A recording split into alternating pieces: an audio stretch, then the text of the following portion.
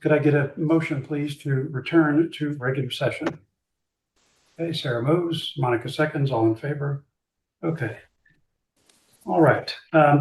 First, Selectmen's report.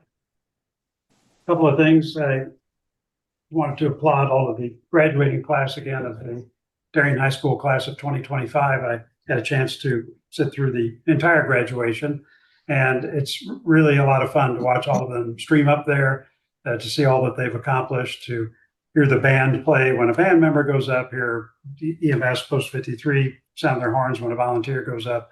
It was a lot of fun, and really appreciate all the speakers. If you've not had a chance to listen to Board of Education Chairman Jill McGammon's speech to the graduates, I thought it was really excellent. So if you have a chance to do that, please do. Second is on Wednesday last week on the 18th, a number of us attended a retirement party over at Giovanni's for retiring DHS or Darien School Superintendent, Dr. Alan Addley. It was a terrific display. There were probably 8 or 9 superintendents from the state who came down for that. And many of them had a few things to say to Dr. Addley. There were a number of videos, and it was just a really warm tribute to somebody who's served us well for the last 6 years. So I issued a town proclamation proclaiming that day, Dr. Alan Addley Day, and it was a privilege to do that. So Godspeed, Dr. Addley, and we thank you for all that you have done for the town of Darien, as well as our students and faculty. And then lastly, a number of you have seen within the last few hours that Governor Lamont vetoed House Bill 5002. That bill was a bill concerning the expansion of housing, and mainly affordable housing, in the state of Connecticut. It was hotly debated. It was not supported unanimously by all Democrats. It was there was significant pushback by towns in Fairfield County, given some of the requirements that the bill had. In the end, I was very much supportive of a veto of this bill. All 5 members of the Board of Selectmen signed a letter that I sent to Governor Lamont in that regard, and I think we've gotten to a good spot. But as Winston Churchill said, history was going to treat him quite kindly because he intended to write the history. I think we need to take that approach for what has been promised by the governor as a special session this fall to resurrect the topic and try to come up with a bill that he could sign. I think as a town, and along with towns in a similar position, we really should be talking about our success with affordable housing in this town. It works well for us, and I think can work well for other towns. And I'd like to get right out in front of this. And so I intend to spend a lot of time on this to try to shape something that the governor and a majority in both houses could support this fall. So more to come, stay tuned, but a good day for Darien today and other towns across the state that the governor has vetoed this bill. That's all for me, unless anyone has any questions. Let's go now to board liaison reports. We'll start with Mike Burke. Mike. Good evening, everyone. It's a pretty brief report, but I just wanted to mention as a sidebar, I had the opportunity to go to Citi Field on June 13th, and I had won tickets in an auction, and I didn't realize until my family and I got there that it was also the Pride Night celebration, which the Mets have done for the last, I think, 9 years or so. And just to say, it was just wonderful to watch everybody close to a full house enjoying a ball game, and just everybody joyous and comfortable. And I think mostly rooting for the Mets, although I'm not entirely sure. So kudos to the Mets. And I understand that the Yankees also had their Pride celebration, I think, in their last homestand. So I think the capital of the baseball world is a great example to the rest of us. With regard to blight, we met on June 11th. We are happy to report that the number of blighted properties that we're now tracking is down to 5. We had 2 cases that have resolved since our May meeting, and we look forward to this trend continuing. And thank you to our residents who come in and work with us, because at the end of the day, that's really what we're trying to do. So that's it for blight. Appreciate that, Mike. Thank you. Monica. Okay, so we will be having a meeting on Wednesday, June 25th. It's a hybrid meeting. So there'll be a Zoom link and it'll be in room 119. We're working very, very diligently on the master plan. And this meeting will cover phasings, costs, and next steps, along with a lot of detail for all of those items. A lot of people are wondering what's happening on 23A. So the construction work has started. The tree removal began on June 17th. It was completed ahead of schedule. The work was started earlier than expected due to the availability of the tree contractor. So looking forward, the week of July 7th, the contractor will begin installing soil erosion control measures, including silt fencing, tree protection, and silk sacks for catch basins. Survey work will also begin, including layout and control for the road, drainage, and retaining walls. And during this time, the driveway will remain safe and passable so residents can continue to visit the island. Going forward, the week of July 21st or 28th, so right now we're not exactly sure when, but that's when the full construction will start. And that'll include the excavation for the walls and the removal of curbing and the existing driveway. So timing for that, it's somewhat weather dependent, but once this phase begins, July 21st or July 28th, the access will be limited to during the week, 4 p.m. on, and then during the weekend, regular time. So sunrise to sunset during the weekends and 4 o'clock to dusk during the week. And that will start July 21st or 28th. So between now and then, the island is open and we hope everybody has a chance to go down and visit. And that's my report. Okay, thank you. Just a question for Marcy, Monica. question? Yeah, Monica, what is the best way that residents could check to see the hours and when they can access the island? Where do we post that? Is it like through Instagram or the Great Island website? Let's do that. It's until, right now until July 21st. Yeah. But you know what? I'll talk to Linda about how to where we can put that. And as it stands, we have signs. When we were closed, we had signs at the entry, and we had a sign down at Pear Tree, so if people drove there. But I think something on the website is Yeah, maybe we throw it out via Instagram or on the website or whatever. Just if you wake up on the 21st in the morning and you want to go for a walk and you don't want to drive all the way down to Great Island, if you want to check that it's open, it would be a good spot to just have that information immediate. And we'll have some advance notice. I don't want to say what it is because I don't know, but we should be able to give residents, a few days notice so they don't go down there for, and are disappointed. Perfect. But yeah, we'll put something on the website. That's a great idea. Great. Thanks. Okay. Other questions for Monica? Okay, Sarah. So I have a very short report. The HHR meeting will be this week, Wednesday at 6 p.m. on Zoom. Now that the students are out for the summer, the work is beginning in earnest. They're going to try to get as much as they can done while they're gone. And so they are busy. But beyond that, everything is going along smoothly. And we will give an update after our meeting this week. Okay, terrific. Thank you. Marcy. No update. The Mental Health Task Force has not met since our last meeting, but we are meeting on the 15th of July, and that will sort of come up with a plan and a schedule for our programming for the fall. So I will get everybody updated at our next meeting. Okay, terrific. Thank you. Okay, now we have time for public comment. I think Alexis Sweet had let us know in advance that she wanted to offer some public comment. Alexis, the floor is yours for 3 minutes. Okay, here we go. Good evening, Alexis Sweet, 20 Beverly Place. I've submitted several emails recently with questions and concerns relating to Great Island. And while I wait for substantive replies, tonight I want to touch briefly on just a few of the more salient points so that they're also part of the public record. The first is about the entrance road to Great Island.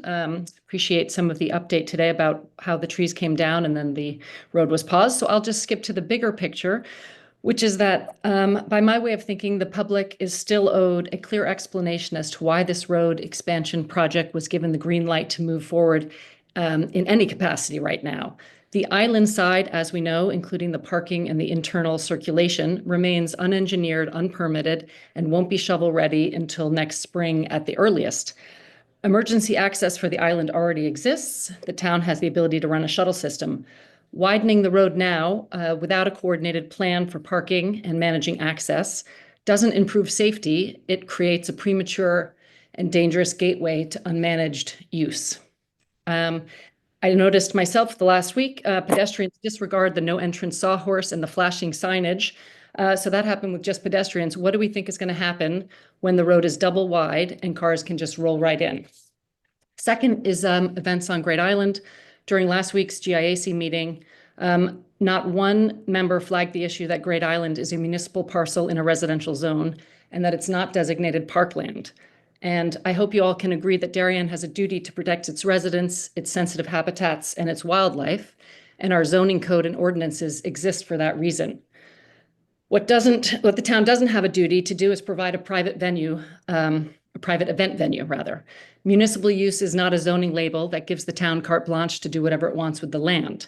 So I am wondering who in the town leadership might stand up for the rights of the neighbors, the wildlife, the sensitive habitats. There are already public assets in Darien that legally accommodate private gatherings. While Great Island might support occasional community-wide functions, even those events would require a special permit under residential zoning, and importantly, a proper public approval process. Right now, it feels like the town is racing to craft an event policy while quietly sidestepping the basic fact that many of the events under discussion aren't even permissible on the property. Asking residents to weigh in on event policies and a long-range master plan without disclosing these constraints seems misleading and also a waste of everyone's time. Thank you. Thank you very much, Alexis. Does anyone else have public comment to offer? John, I do. Natalie, please, 3 minutes. Good evening. My name's Natalie Tallis. I live on 34 Baywater. I didn't prepare formal comments this evening, but I have two after listening to the committee reports. One is I am very confused why Ms. McNally and other members of GIAC have given a very different timeline for the construction of 23A than this evening. I understand things change, but time and again over the past 2 weeks, including at Gentile, the construction was supposed to begin on June 16th, and I apologize for the dogs, and was going to last 8 to 9 months. And the information Monica gave this evening was very different, with the tree company coming in later and construction not beginning to late summer. Hold on 1 sec. So sorry. The second thing I'm very concerned about is the timeline for what GIAC is doing with events, because they've not mentioned the site restraint map that Reed Hildebrand put out there months ago in terms of events and ecologically sensitive areas that probably shouldn't be trampled on or open to events. I'm not sure why that hasn't been part of the event policy discussion. But since GIAC decisions are going to be coming to Board of Selectmen, where there are 3 of the 5 of you, I think only 2 voting members, Mike, Burke, and Monica, but Jay-Z, I think you are ex officio. Sarah Neumann has said she will not question GIAC decisions. So I'm just also wondering where oversight is for the GIAC committee. And it's something I'm personally concerned with, because I feel like there needs to be an outside voice to at least give input on decisions that are being made about our $92 million island. And that's all I have for you this evening. I apologize again for my dogs who are now, of course, being quiet. Thank you, Natalie. I appreciate it. Okay. Does anyone else have public comments for this evening? There's a chat here. Let me just make sure. Natalie, gotcha. Okay. Seeing no one else, we will move on. Next up is for new business.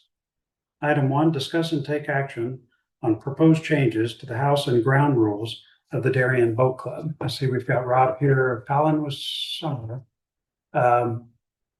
And since you gentlemen are here, if you guys would like to, how you guys doing? If you guys would like to just speak briefly about the ground rules and why they are before the Board of Selectmen, that would be terrific. Thank you for coming.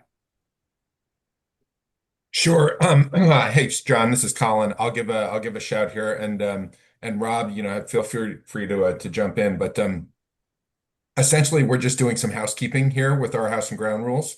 And as I think we get those need to be approved by the town of Darien, and the club itself is open to any resident within the town that wants to join. So, and the fact that we rent our property from the town, means we're tied to the town, and therefore we need to get our house and ground rules approved by you guys. So we went through those. We've been doing this, every couple of years. We take a look and we try to update things based on just some elements that have gone kind of out of date. We had certain things like signing into a guest book, which really used to take place but hasn't really worked for the past couple of years, that we wanted to remove. We wanted to update some of our policies around boat owners and slip holders, and the way that they attach their boats to the docks, and to make sure that those things are sort of all up to code, and that creates a safe environment at our club. And we had a couple of others. Rob, do you have the document open? Is there anything else that I'm missing there? No, I think you're basically covering it, Colin, but it's there. I think if you guys have all seen it, it's been circulated. We gave a kind of an overview plus a red line copy of our house and ground rules, plus the last approved house and ground rules from 2019. But as Colin said, these are just simple kind of operating day-to-day changes that have been made.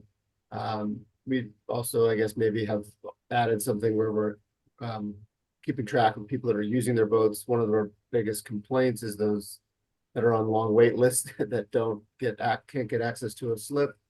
We want to make sure the people that have slips are actually using them. And so some of these are just updated to make sure that the board and subcommittees have some teeth to address situations where someone either doesn't have a boat actually that they're using, or hasn't secured it properly to the dock.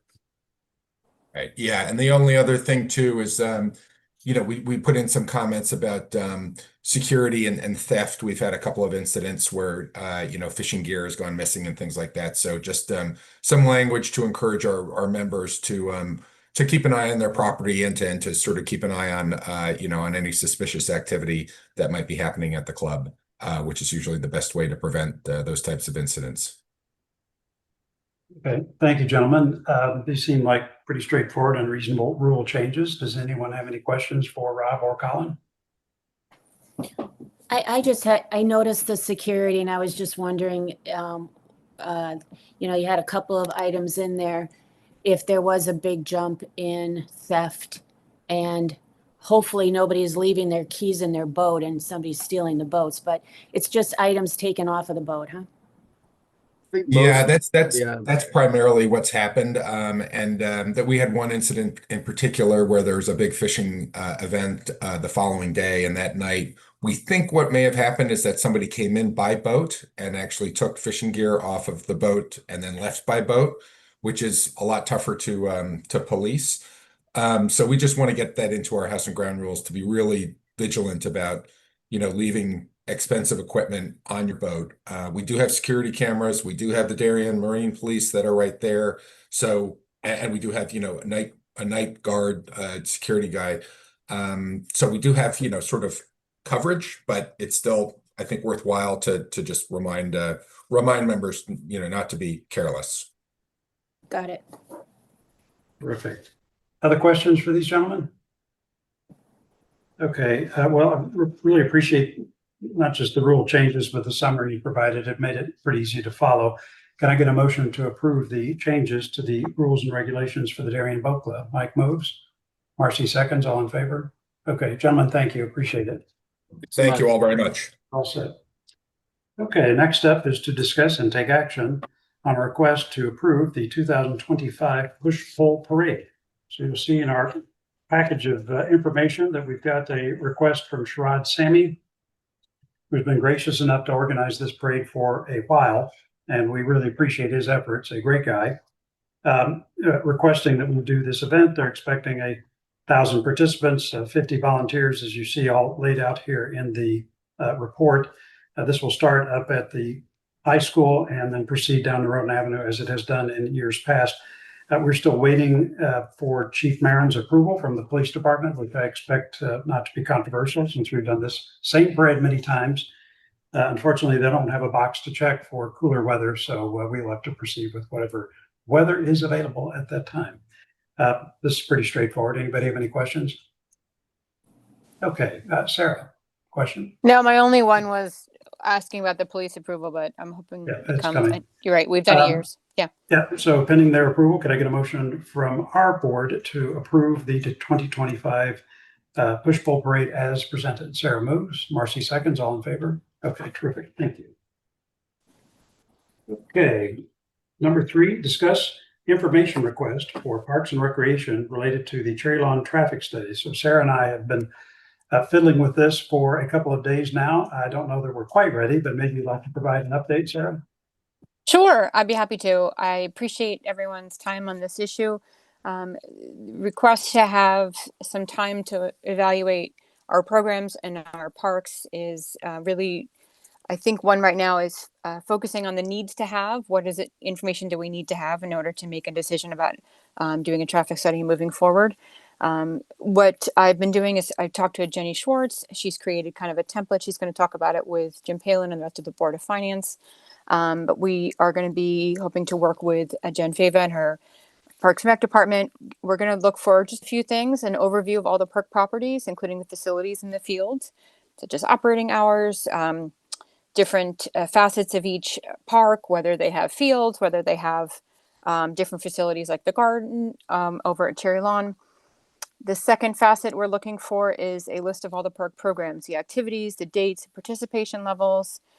We are looking for some economic information on these, just kind of what the current revenue is for each of the programs. And we are looking for that to have a possible look at the different fields and to determine what kind of program allocation balance might be needed to change across the different fields. But we're focusing right now on the 3 main ones for activities, which is Highland, Weed Beach, and Cherry Lawn. And we're going to be working with Parks and Rec to do this and to understand why some fields are not ideal for some activities. I've been told that, certain programs maybe aren't so great at the short lane property or Highland, and I'd want to understand more about that. And, can we make some changes in order to make that happen so that there is a better balance among these? The focus on this really right now is to optimize our best use, and that we're not focusing the fields and maximizing them for revenue. So that's what we're looking to do. That's John. And so John had a great list of all kinds of questions and things, and I was trying to break them out in the nice to have and the needs to have and some future planning. Right now, I think I want to focus on the needs to have. John, how do you feel about that? I think that's fine. Question for you is how do you want to proceed in terms of finalizing that so that we can submit it to Parks and Rec and to the Parks and Rec Commission to get the ball moving in terms of them pulling together something and then obviously presenting it to this board. What do you think? Yep. You want to maybe present the written list at the next meeting, or what do you think? Yes, I'd like to do that. Jenny right now is working on finalizing a presentation, and as she's a member of the Board of Finance, she wanted to let the Board of Finance know what she's working on. We can come together and then present it over to the Parks and Rec department. As I said, I want to work with Jen Fava. This is not an issue where we're questioning any decisions that they have. We just want to make sure going forward, if we're going to be adding more programs and looking at making any changes, we want to optimize our field use. Okay, terrific. Questions for Sarah? Just Marcy. one addition. I know that there's a ton of limitations on Highland Farms. And I wasn't part of the acquisition to understand what some of the stipulations were and the neighbor, but I know that there's a ton of stipulations There on is. that property. Yep. So if you don't mind, when you bring this presentation to fruition, to bring it to us, to just kind of remind us of what that agreement was, so that we have a clear understanding of, you know, the do's and the don'ts there, because I know that that was part of their contractual purchase when we bought that land. Yep, in the deed. Yep, I just wrote that down. So thank you for that. I Thanks. appreciate it. Yeah, just as a reminder for everybody, when we bought that property, now, I was on the Board of Finance then, we had two options. We could buy it without restrictions and pay upwards of twice as much money as what we ended up paying, or to buy it with restrictions, which made things easier for the Oxford Hunt Club, as well as obviously neighbors around. And that's what we opted to do. So those restrictions do expire. I forget the date. We'll update everybody on that when we go through all that. But for now, Sarah's right. We do have some restrictions we have to deal with. Other questions? Okay, we will make sure to put this on the agenda for. Thank you. Appreciate it. Thank you. It's a great initiative, Sarah. Thank you. Okay, old business. Discuss and authorize the first selectman to execute the addendum to the state of Connecticut permit to transplant shellfish from town waters. We have Marty here from the Advisory Commission on Coastal Waters. Marty, thank you. He had discussed some of this last time, so we appreciate you coming in and clarifying some of the changes that are being made here. It looks like most of them are date oriented. Maybe you can give us a better sense of all this. Go ahead. Yes, sir. Happy to be here. Mostly date related. At the last meeting, there was a warranted concern about just rubber stamping the activity that's occurred since this permit last expired in 2023. So we removed that line in this addendum to basically backdate all the activity that was or approve all the backdated activity. Therefore, it starts as of this year. The main idea is to prevent fishing in the restricted relay area up in Scotts Cove during the summer months, the boating months. So, you know, to prevent us from having to renew this again, we obviously started this conversation a couple months back, but it keeps it current from now through till May of 2026. So essentially a 1-year approval here. And the other big change is authorizing the first selectman to renew the permit on behalf of the Board of Selectmen. And that's really the big change. Okay. So by doing that, this is obviously a fairly technical issue. So getting Marty's help and really the rest of the Coastal Commission's help in assisting us in assessing whether there are in fact any complicating factors that would suggest we don't renew this permit. So for example, it says here, subject to the permittee's continued compliance with same conditions and restrictions contained herein during any period of renewal. So there are lots of rules this person has to follow in order to keep the permit. And folks like Marty, as well as the rest of the commission, will help us monitor that so that I'll have a view as to whether the compliance is adequate to justify extending the permit. So that's the philosophy behind this. Any questions about this for Marty or for me? Hey, Marty, I have one. On number 9, you mentioned volume of clams retrieved, and then under 11, you have the must deposit 10% of the shellfish harvested. Is that by weight or volume, the 10%? I would believe by volume, since they generally measure in bushels. Okay. Collected. So, and I think the last time, yeah, Monica, I'm sorry, I forgot to mention the items that you had pointed out. The volume of bushels that were originally quoted in this would have kind of been for no reason for them to do it. It was a large amount compared to pull out. So the 10% going back to the town beds is a more appropriate number. Okay. The other thing that you brought up was the shall versus may in terms of marking out the area. There were 2 different agreements that we were talking about. One has since been off the table. And this one gives them the option to mark out the area that we're talking about mostly because it's pretty clear and away from navigable waters that people would normally be cruising past, whereas the other area that was in question is out in open water south along that point. So that was it had a requirement to mark that area, whereas this one's way up tucked away from most boating. Got it. Thank you. Welcome. Okay. Just Other questions? Marcy? kind of. So not my expertise. I don't know much about the shellfishing industry. And, the only concern that I would have is that how are we ensuring that we're not overfishing these areas and that we're not going to deplete the stock completely? I mean, I see that you can't do that, but I don't know what how long does it take to grow oysters or to grow clams? Just a little kind of background on making sure that we're not depleting our stock. Right. So this is an area that is otherwise sort of untouchable, as they're granted access to it through the state in cooperation with the town. It can be fished dry technically, Okay. but it's a relatively small area in terms of the entirety of Scott Cove. And what it's meant for is to basically harvest. Like, you're not going to pull this out and just eat it. You're going to take it and you're going to place it into what's called a conditionally approved area.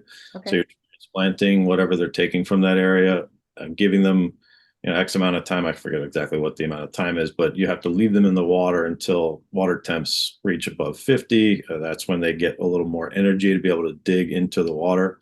Dig into the sand. Mm-hmm.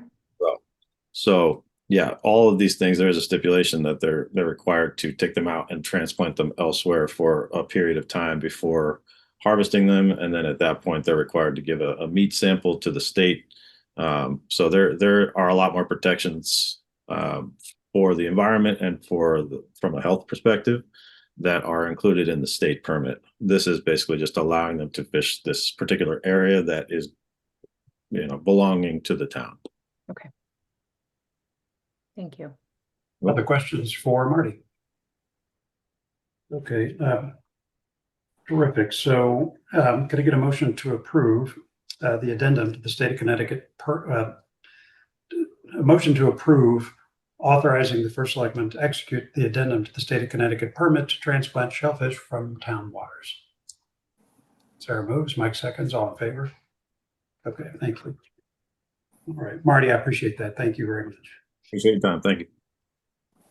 Okay, next up is discuss and take action on the updated Great Island dog policy. You'll recall that our last meeting, we discussed that, but because of how it was worded on the agenda, the concern was that folks who were interested in the discussion about that might not have tuned into the Board of Selectmen meeting. So we elected to table the discussion of the changes in dog access to Great Island to this meeting so that it could be clearly warned as such on the agenda, if you will.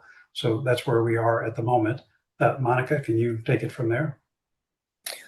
Sure. Can you put up that map by any chance? Well, we're going to try that. Hold on a minute.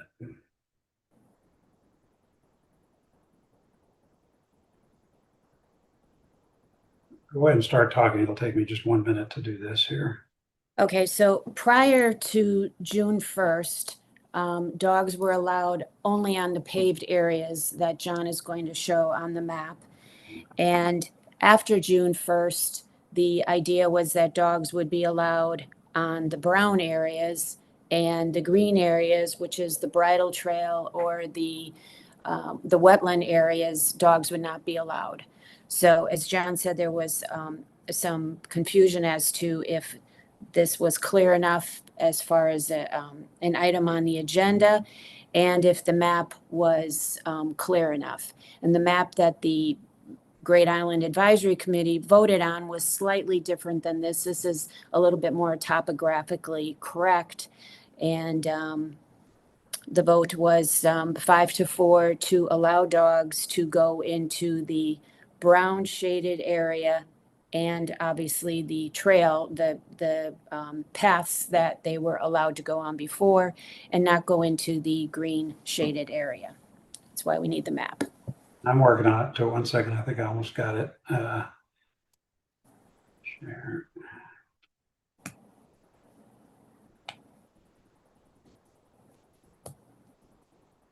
Can you see that? No. Can you guys? I can't see anything.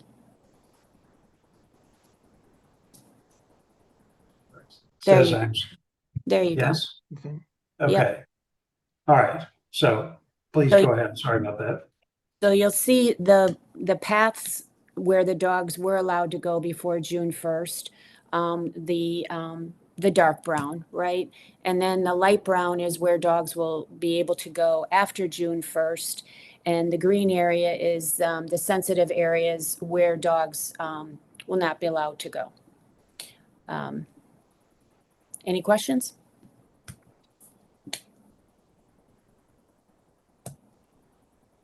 All right. I'm just looking, this map is a little different than the one was in our packets, but I think this is I fine. can't, for some reason, find the package that Linda sent. And I don't know why it's not in my email. That's okay. Was it That's, Monica? yeah, this is fine. In case there's any other versions of the map floating around, there was one version that had the green area, designated as a protected natural area. And I wanted to be clear with the public that the committee hasn't recommended and this board has not approved any type of designation at that time. But this map doesn't reference it, so this is fine. This is the map we should be working off of. Right. Okay. The map that's showing is the proper map, right? Correct. That John, Okay. yeah, that you're showing now. Okay. Okay. So Okay. the only question I have is looking at the beach area, right? So the green on the beach area, is that just so it's clear to anyone who's watching tonight, there are no dogs allowed at the beach, not on the sand, not in the water, not down by the little beach house. There's just no dogs there. Right. Okay, And you can see on this map, there'll be some signs put up of course. there to direct people. Okay.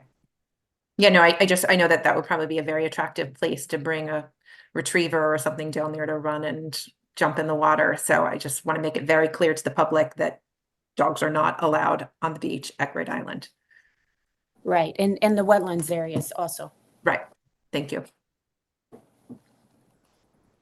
Okay. Other questions about all this? Okay. Could I get a motion, please, to approve the updated Great Island dog policy as presented? Monica moves, Marcy seconds, all in favor? Unanimous. Okay, thank you. All right, we've got some appointments here. You'll notice in your packet that it is now time to reappoint our constables for the Tokenique Police Department. So this is Sam Bocuzzi and Thomas Isaac. We've got letters from the Tokenique Association Board to the Darien Police Department recommending that both these gentlemen be approved. And then following that, the police department and the chairman of the commission, Kim Hufford, sent us letters saying that the commission fully endorses the reappointment of both of these gentlemen to the constable roles for Tokenique. So does anyone have any questions or comments about that?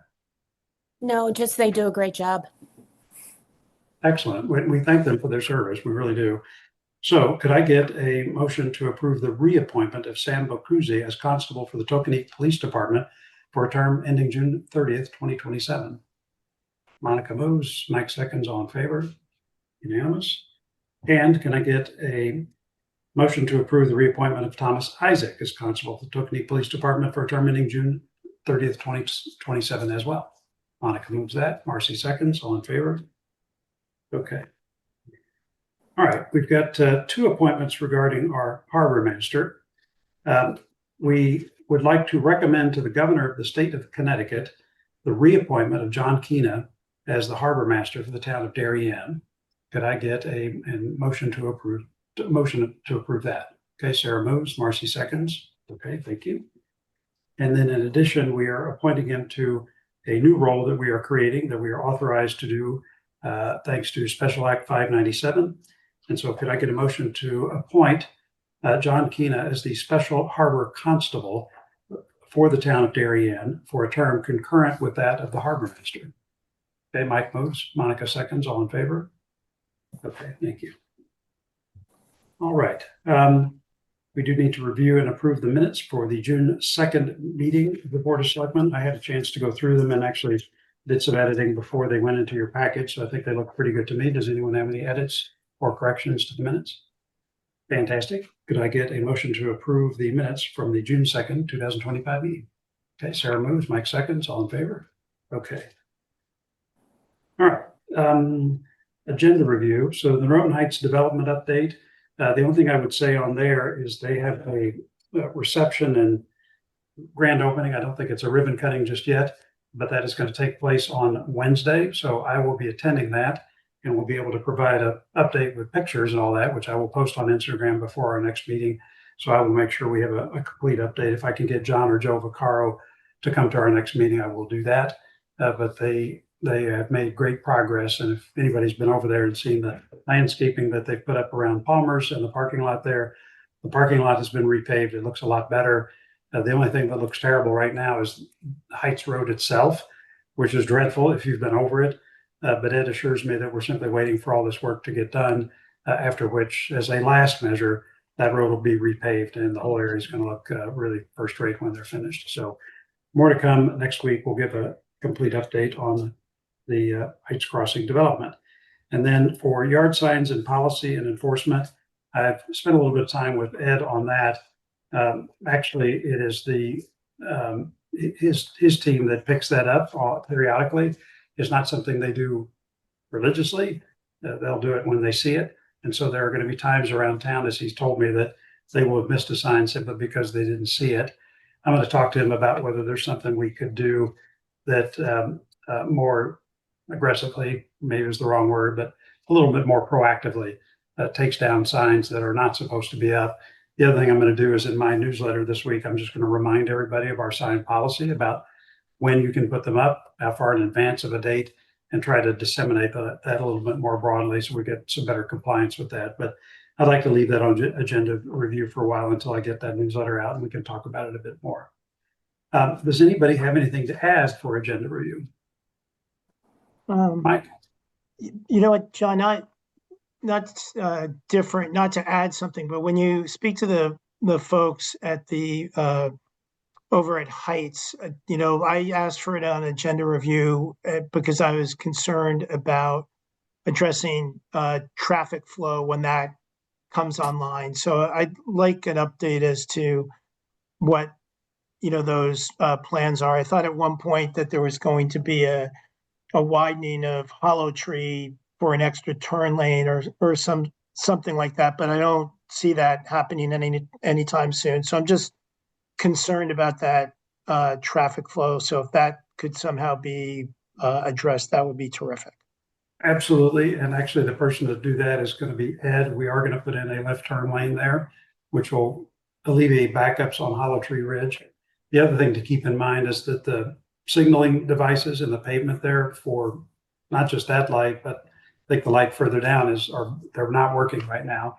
And rather than spend money fixing them, Ed is going to change all that out to camera technology, which should improve all of that a lot more than what we've got right now. And but tell you what, I'll get Ed to come in and let's do an overview, not just of traffic, but when that paving is going to take place, and we'll focus on that specifically. That's great. Thank you. Oh, thank you. John, I would echo Mike's concern. Given the daycare that's going in, I'm very concerned about traffic flow when school starts. So thank you. Yeah, John. if you listen to those guys, and we'll get an update from the Vaccaros, the timing of when students go there is not at the same time that the train schedules are running. Their view is that the traffic is going to be manageable, but you know what? I'm going to let them talk to that directly. Thank you. Yeah, okay. Anything else for agenda review? I would like to put on there the Ledge Road. So this is Ledge Road at Roten Avenue. A lot of folks have expressed concerns about that left turn lane. And so at the next meeting, I'll provide an update on all that. So more to come on Ledge Road and that intersection improvement. Anything else? Okay. Our next meeting is going to be Monday, July 7th. And then as a reminder, we'll have our meeting on Monday, July 21st, which will be followed by the morning of Tuesday, July 22nd, which will be our quarterly department heads meeting. Hopefully all of you can make that meeting, but for sure the 2 Board of Selectmen meeting in the month of July. And as a reminder, all of our Board of Selectmen meetings for the summer will be by Zoom to give everybody a chance to travel if they need to. If we need to convene in person, we'll do that, but I don't foresee that right now. If that is it for today, could I get a motion to adjourn? Okay, Sarah moves, Mike seconds, all in favor. We stand adjourned, 8:07 p.m. Thank you all. Thank you.